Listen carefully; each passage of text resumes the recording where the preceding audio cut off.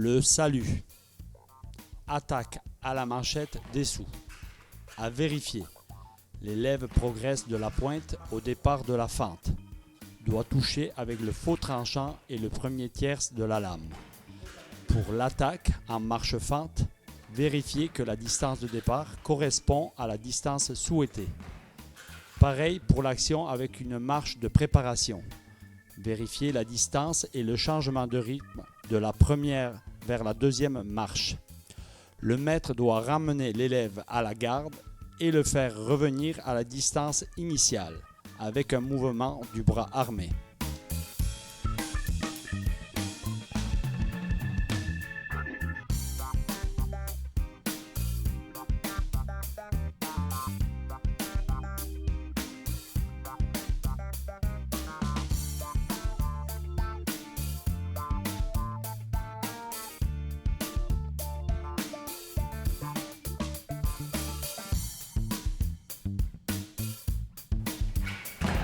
Attaque à la manchette dessous sur la parade de cartes ou de tierces de l'adversaire.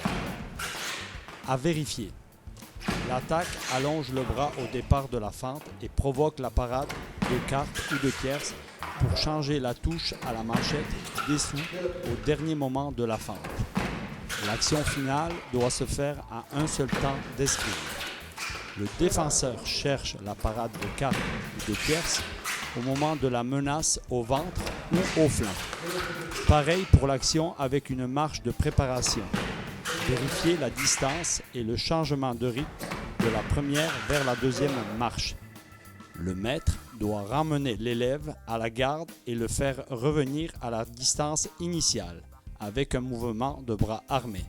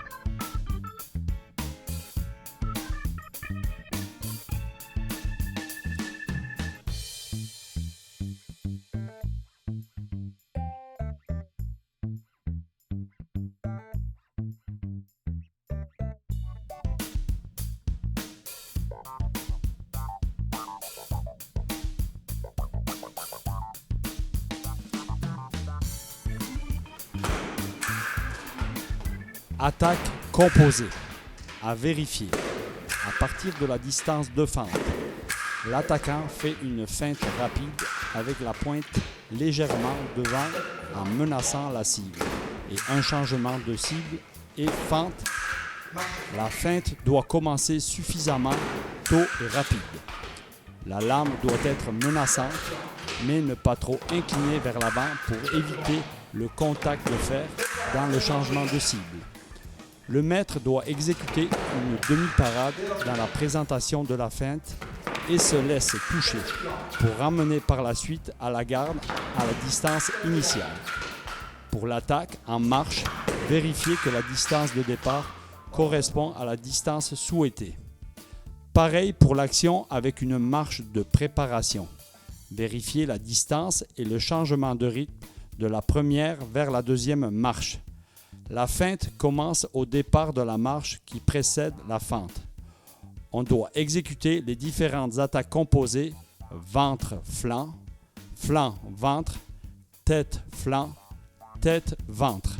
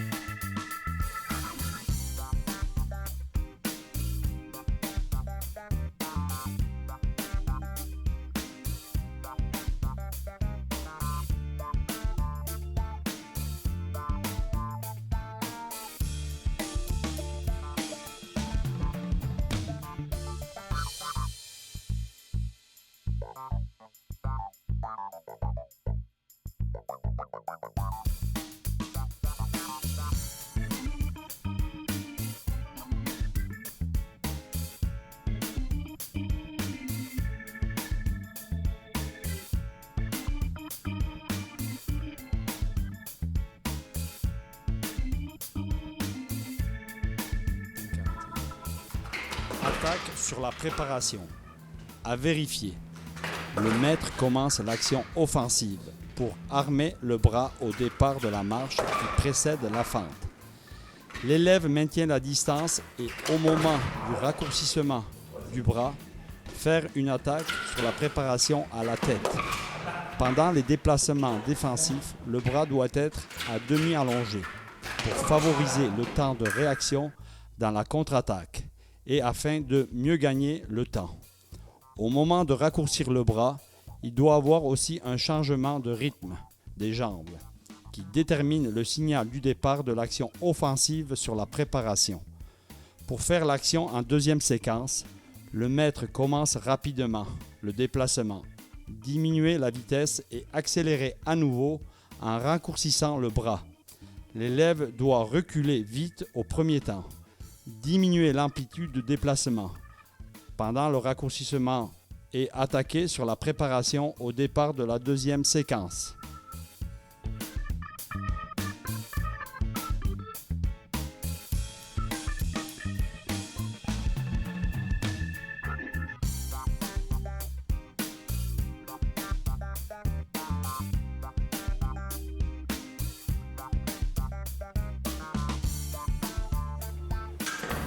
Attaque au fer. À vérifier. Le battement se fait avec le premier tiers de la lame sur la partie faible de la lame de l'adversaire. Le battement se fait au départ de la marche qui précède la fente et il doit y avoir un changement de rythme suffisamment rapide avec une progression immédiate de la pointe vers la cible. Le maître se place avec la pointe devant, avec le bras en demi ou en trois quarts allongé. Pareil pour l'action avec une marche de préparation. Vérifiez la distance et le changement de rythme de la première vers la deuxième marche. Le battement commence au départ de la marche qui précède la fente. On doit exécuter le battement avec les différentes cibles, mais veillez toujours le battement au premier tiers et la progression de la pointe immédiate après le battement. Le maître facilite l'action en allongeant le bras et en plaçant la pointe vers l'élève.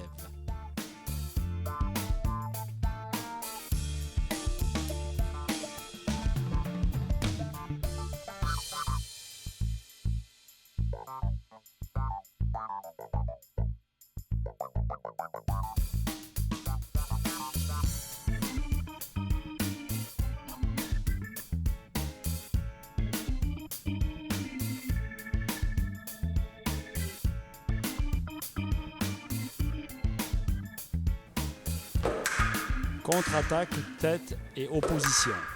À vérifier. En distance de fente, l'élève avec le bras demi-allongé et la pointe menaçante. Le maître commence l'action offensive avec une erreur technique du bras armé. Raccourcissement du bras. L'élève fait une contre-attaque à la tête et opposition immédiate, fermant la position du côté où finit l'action offensive. Veillez à la progression de la pointe vers l'avant. Le maître ramène l'élève en position de garde. Pour la contre-attaque, après plusieurs retraites, vérifiez que la distance correspond à l'action souhaitée. Elle doit être plus courte que pour l'attaque sur la préparation. Après la contre-attaque, continuez la retraite et fermez la position dans la cible à laquelle se présente l'attaque de l'adversaire. Pendant les retraites, le bras armé doit être demi-allongé, avec la pointe menaçante. La contre-attaque doit se faire avec un changement rapide de rythme et dans la distance la plus longue possible. La touche doit se faire avec le dernier tiers de la lame.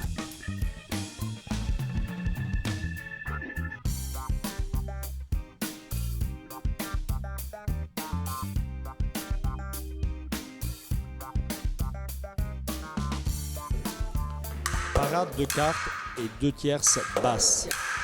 À vérifier. La position horizontale de la pointe dans la position finale de la parade.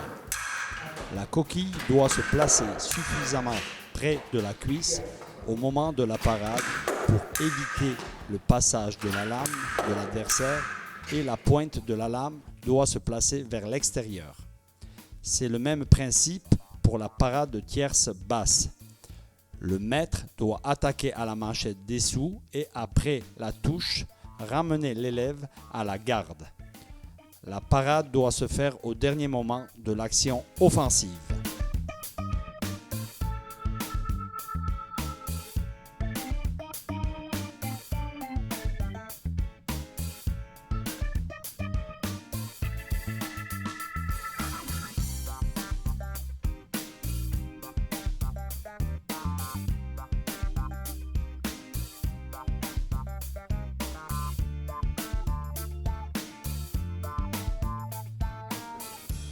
Parade composée. À vérifier. D'abord en distance de fente, la feinte se présente au départ de la fente, suffisamment tôt. Le bras ne s'allonge pas complètement dans la feinte, seulement un demi ou trois quarts d'allongement.